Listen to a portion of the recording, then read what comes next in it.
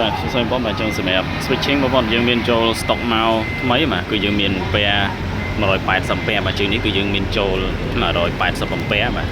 ហើយនឹង150បាទចង់សម្រាប់បងប្អូនដែលត្រូវការ switching ខ្លាំងប្រភេទ modify បាទ on បាទអាចតាក់ទងកំងបានបាទយើងមាន180ដែរបាទចង់មួយខ្លះគាត់សួរ180បាទអញ្ចឹងយើងមានហើយ150ហើយ200 250 400គឺយើងមានបាទបន្តមានដដែលបាទអានេះយើងទៅយកចូលមកបាទសេរីថ្មីមកមួយទៀតអានេះ180អំពែបាទបងប្អូនឲ្យលេងជាមួយនឹងឈុតលេងជាមួយនឹង3ទឹកបាន2គ្រាប់បាទ3ទឹក2ជាន់ណាបាទបាន2គ្រាប់សាប់ឈុតសាប់បាទឈុតសាប់បាន2គ្រាប់ប្រភេទនេះគឺប្រភេទភ្លើង14វ៉ុលហើយកម្លាំងរបស់វាគឺវាយ